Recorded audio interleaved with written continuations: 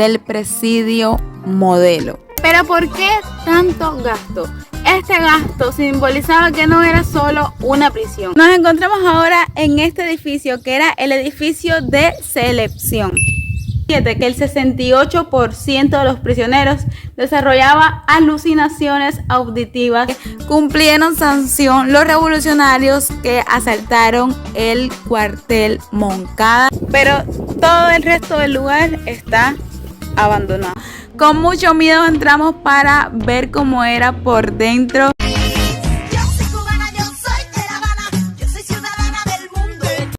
Estamos en la Isla de la Juventud y por supuesto ya hablamos de las calles, la vida, los lugares históricos e importantes de la Isla de la Juventud, pero obviamente tenemos que hablar del presidio Modelo.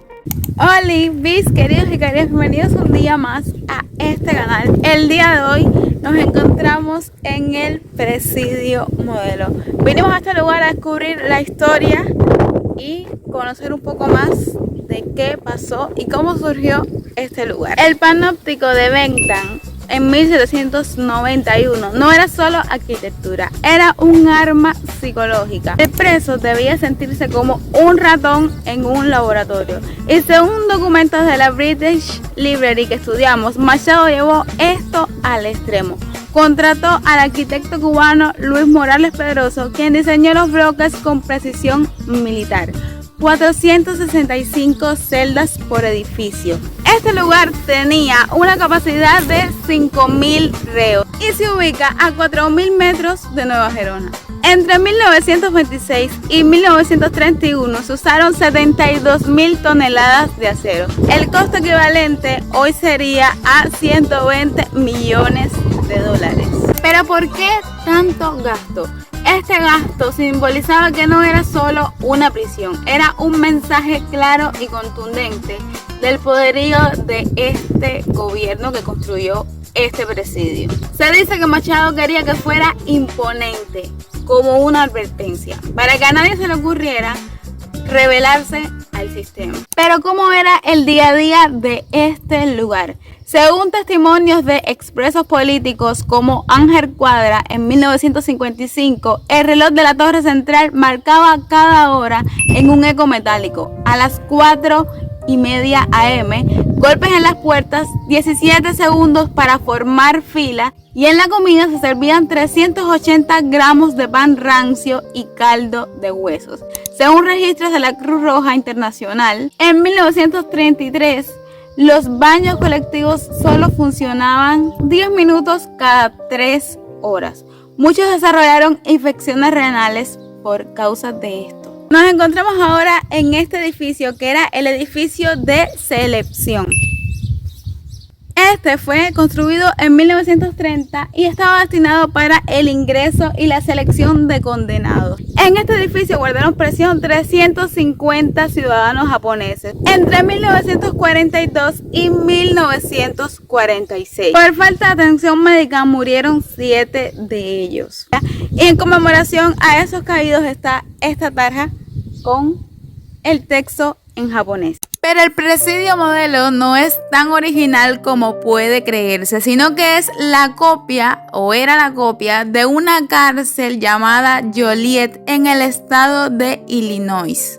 Y se le llamó presidio Modelo porque según el gobierno, el recluso estaría sometido a un plan de reeducación atendido por un cuerpo de juristas, pedagogos, psicólogos y médicos. Y no, en la realidad no fue para nada modelo, sino que se convirtió en una máquina trituradora de hombres. Fue el modelo de tortura, inclemencia, ignominia, terror, venganza, en fin. Hay muchas historias turbias alrededor del presidio. Para darles más pruebas de que este era un lugar destinado a la tortura psicológica, tenemos el testimonio del doctor Orlando Pérez, que documentó en 1957 que el 68% de los prisioneros desarrollaba alucinaciones auditivas antes de los 6 meses. La primera piedra fue puesta el 1 de febrero de 1926 por Gerardo Machado, el entonces presidente de Cuba, pero fue inaugurado el 16 de septiembre de 1931. La mayoría de los reclusos eran presos comunes por asesinatos, delitos y de cualquier índole, pero también existieron muchísimos presos políticos que tenían un trato especial y no se juntaban en ningún momento con los presos comunes. Así que era un trato un poco diferencial porque eran personas que tenían bastante influencia. Este lugar también contaba con distintos lugares como un hospital, un taller, la escuelita, en fin, tenía muchos lugares. Aquí les voy mostrando un paneo y nos dirigimos a el museo.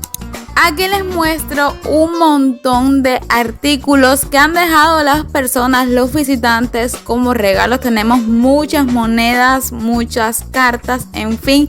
Y esto me pareció súper interesante porque fue con lo que se hizo la medición del terreno. Y este librote es el documento de expropiación forzosa de las tierras donde se construyó el presidio.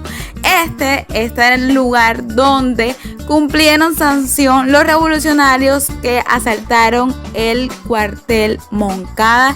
Esta era la sala destinada a ellos, a donde ellos dormían. Y este teoso nos explicaron que ellos se los arrancaban de la misma tela porque las luces permanecían 24 horas prendidas. Lo más curioso es que cada cama tiene la foto del revolucionario que estuvo en esa cama, aunque las camas nos explicaron que no son originales porque ya les voy a explicar después. Esta es otra sala donde estuvo Fidel solo porque luego de que hubo una revuelta pues lo separaron del grupo. El museo me pareció interesante, pero como siempre tuvimos un poco de mala suerte porque no estaba toda la sección abierta. Había una parte que no estaba, pero aquí les dejo fotos de algunas de las cosas que hay. Cuenta mucho sobre la historia de los revolucionarios, de las cosas que hicieron allí, de Fidel, de cómo escribió el alegato de autodefensa, en fin. Y aquí una réplica mini del Pinero, que lo vimos en el parque. Y sí, después del triunfo de la revolución, muchas personas pensarían de que este lugar se convirtió en lo que es hoy un lugar bastante abandonado y una parte que sí es el museo, pero no, resulta que este lugar hasta 1961, que se convirtió en escuela agrícola, fue una prisión. Pero en la isla los costos de cualquier cosa se disparan muchísimo más y era muy costoso mantener este lugar en buen estado. Entre las leyendas que rodean a este lugar es que esos mismos alumnos de la escuela agrícola que eran adolescentes reportaron ver figuras en los pasillos. Estudios de parapsicología de la Universidad de La Habana en 2003 detectaron variaciones electromagnéticas anómalas en el bloque 3.